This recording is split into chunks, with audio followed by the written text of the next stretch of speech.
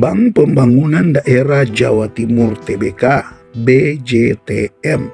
Apakah di harga sekarang ini 580 masih cukup menarik? Nah, mari kita pantau ya. Sobat investor, kalau kita lihat untuk BJTM ini dari pergerakan harga sahamnya 1 minggu terakhir dia naik 2,65%. Sedangkan kalau kita lihat dalam 1 bulan dia sudah naik 7,41%. Kalau kita tarik untuk 1 tahun, BJTM sebenarnya masih koreksi 10,77%. Dalam 1 tahun terakhir ini BJTM pernah ada di harga terendahnya di kisaran 500 dan dia sudah naik 580. Artinya dari harga terendahnya BJTM ini sebenarnya sudah naik di kisaran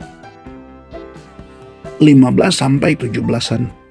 Nah, ini jadi menarik ya, karena kalau untuk mereka yang sempat masuk di harga terendahnya di sini di kisaran bulan Juni ya, kurang lebih lah 7-8 bulan kemarin, maka secara profitnya sudah ada di kisaran 17% untuk BJTM. Nah, sobat investor, jika kita lihat dari statistik unggulan untuk BJTM ini, kita pantau dulu untuk net income-nya ya. Net income-nya memang terpantau di sini. Kalau kita melihat tarik saja dari 2021 ya, 2021 dia pernah ada di 1,5 triliun, naik di 2022, masuk di 2022 ya, memang dia ada peningkatan tapi sangat kecil, karena dari 1,523 triliun hanya menjadi 1,543 triliun. Masuk di 2023 justru dia turun ke 1,470 triliun. Nah, di tahun 2024 bahkan dia masih turun lagi ke 1,240 triliun untuk laba bersih dari BJTM ini. Jadi memang secara kalau kita lihat ya, dalam 3 tahun terakhir ya memang tercermin lah sebagaimana memang dia mengalami penurunan di 3 tahun terakhir. Begitu juga di harga sahamnya memang turun sudah 22,15%. Nah, dengan tahun 2024 akhir sudah sempat ada pemangkasan suku bunga, kemudian juga kita tahu beberapa waktu kemarin juga sudah ada pemangkasan suku bunga. Jadi sudah 2 kali terjadi pemangkasan suku bunga dalam kurun waktu kisaran 6 bulan terakhir ini atau 4 bulan terakhir ini. Maka sebenarnya BJTM berpotensi untuk mengalami peningkatan secara laba bersihnya, karena memang untuk bank-bank seperti BJTM ini ketika suku bunga naik ya memang laba bersihnya pasti akan tergerus.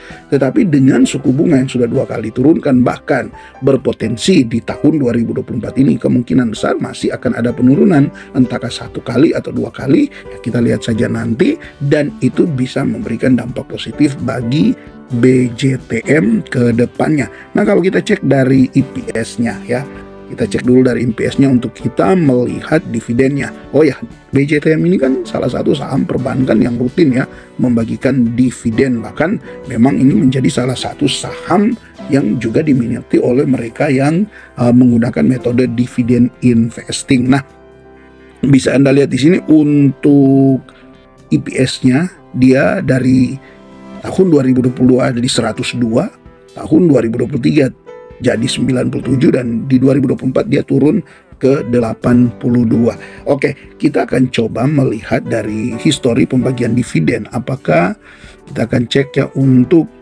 kira-kira dia membagikan dividen payout ratio-nya berapa. Oke, dari histori dividen di sini terakhir BJTM membagikan dividen 54,39. Ya, kita lihat dari EPS-nya 54,39 untuk dividen per share-nya. Sedangkan EPS-nya waktu itu ada di 97,91. Jadi dari 54,39 kemudian dibagi dengan 97,31, maka ternyata untuk BJTM membagikan dividen payout ratio-nya itu di 55,8%. Oke, kita ambil aja 55% ya sobat investor. Dengan EPS kalau Anda lihat sekarang ini secara annualized-nya ada di 82,59. Mari kita hitung 82,59 kita kali dengan 55%. Jadi untuk tahun buku 2024 BJTM berpotensi membagikan dividen per share-nya di kisaran Rp45,4 per lembar saham. Jadi dengan Rp45,4 per lembar saham, kalau kita bagi dengan harga sekarang ini ada di 580, maka secara potensi dividen yieldnya masih cukup besar ya sobat investor, 7,8%. Jadi kalau kita akumulasi keuntungan ketika mereka kemarin di kisaran bulan Juni bisa masuk di harga 500-an yang mendapatkan keuntungan sampai sekarang ini melalui capital gain sudah ada di kisaran 17%, ditambah dengan dividen yang mencapai 7,8%, ini kan sudah sangat menarik ya, sudah masuk di kisaran 25% keuntungan hanya dari waktu di kisaran 6 sampai 8 bulan untuk BJTM. Nah, inilah yang menjadi salah satu keunggulan jika kita berinvestasi di saham yang rutin membagikan dividen. Sehingga sekalipun terjadi penurunan penurunan kinerja seperti BJTM ini, tetapi market tetap akan mengapresiasi saham tersebut karena melihat dari konsistensinya membagikan dividen. Selama penurunan laba bersihnya masih dianggap wajar karena disebabkan oleh tadi peningkatan suku bunga dan juga hal-hal yang lain, tentu itu masih bisa ditolerir oleh market, kecuali memang suku bunganya lagi rendah, keadaan ekonomi lagi bagus, tetapi malah saham tersebut justru mengalami penurunan, kan itu baru digambarkan sebagai saham yang kurang bagus, apalagi tidak membagikan dividen, maka pasti saham-saham tersebut akan nyungsep sangat dalam. Tapi kalau saham-saham yang rutin bagi dividen seperti BJTM ini, bahkan sampai dia sudah turun untuk laba bersihnya dalam 3 tahun terakhir ini, masuk di tahun buku 2024 tadi kita sudah hitung, dia masih berpotensi membagikan dividen di kisaran 7,8%. Yang kalau kita lihat di sini, di tahun kemarin dia membagikan dividen di bulan apa ya? Ya, tahun kemarin di bulan Februari. Ya, jadi besar kemungkinan dia akan membagikan juga di bulan Februari atau setidaknya bulan Maret. Sudah sangat-sangat dekat ya untuk pembagian dividen dari BJTM ini yang kalau kita lihat rutin ya sobat investor, 2024, 2023, 2022, 2021, bahkan di saat Covid pun 2020 dan 2021 ini dia masih membagikan dividen dan ini rutin. Ya, bisa Anda lihat tidak ada bolongnya ini dari data yang ada sejak 2013 dan besar kemungkinan dia di tahun-tahun sebelumnya juga membagikan dividen yang boleh dibilang cukup menarik. Nah, jadi memang untuk BJTM ini adalah saham yang cocok untuk mereka yang menggunakan dividen investing. Ya, terkadang dianggap kurang menarik karena secara 1 tahun terakhir ini dia masih koreksi 10,78%, tetapi ingat setelah dihitung untuk potensi keuntungan yang bisa didapatkan, kita tahu sudah dapat dividen kemarin juga yang di atas 7% untuk tahun kemarin, ditambah dengan tahun ini juga 7% dan berpotensi untuk mengalami peningkatan harga sahamnya karena juga apalagi sudah sempat akumulasi di harga di kisaran 500-an, maka sebenarnya itulah yang menarik untuk saham-saham yang rutin membagikan dividen secara keamanan lebih besar karena juga selalu dapat apresiasi dari market sekalipun ada penurunan kinerja dan tinggal menunggu momentum saat dimana ekonomi membaik, kemudian kinerjanya membaik, dengan potensi dividen akan jadi lebih besar.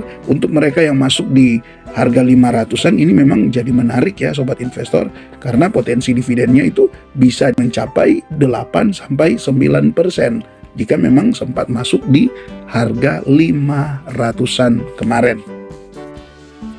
Jika kita pantau dari PE band standar deviasinya untuk BJTM, memang pas kemarin ya masuk ketika dia ada di harga 500 ini, bisa Anda lihat dari 3 tahun terakhir ini data yang ada untuk price band standar deviasinya, dia memang sempat turun di bawah -2, tetapi dia sudah naik kembali, bahkan sekarang ini sudah di min PI standar deviasinya atau di rata-rata ya, rata-rata dalam 3 tahun dia sudah, kalau hitung dari PI ini sudah di harga wajarnya. Dan untuk 5 tahun kalau kita lihat ya kurang lebih sama ya, dia ada sudah sedikit di bawah dari harga wajarnya. 10 tahun kalau kita lihat juga untuk BJTM masih di bawah ya sobat investor, masih di kisaran -1 untuk PI standar deviasinya BJTM. Jadi oke, kalau kita cek juga dia untuk valuasinya ya, terpantau di sini secara PI ratio untuk annualize-nya di 7,02, sedangkan untuk TTM-nya dia ada di 6,67. Dan untuk price to book value-nya cukup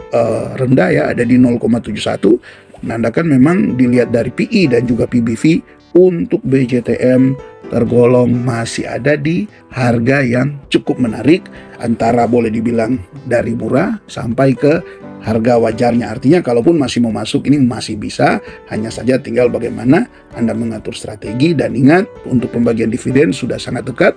Jika melihat dari pembagian dividen tahun kemarin, kemungkinan tinggal di kisaran 1,5 bulan pembagian dividen dari BJTM ini, atau mungkin sudah tidak sampai ya, mungkin tidak sampai 1 bulan karena kemarin juga pembagiannya di bulan Februari. Oke ya sobat investor, silakan Anda analisa lebih dalam lagi untuk BJTM ini untuk Anda menemukan keyakinan masuk di saham BJTM yang terkadang terasa membosankan, tetapi jika dihitung dalam jangka waktu yang ya setidaknya 3 tahun, sebenarnya potensi keuntungan yang ditawarkan masih cukup menarik dibanding memilih saham-saham yang ya bersifat gorengan dan tidak membagikan dividen. Oke, sobat investor, ini yang bisa dibagikan. Tetap semangat berinvestasi dan terima kasih untuk Anda yang terus mendukung channel ini dengan berikan super thanks dan juga berlangganan.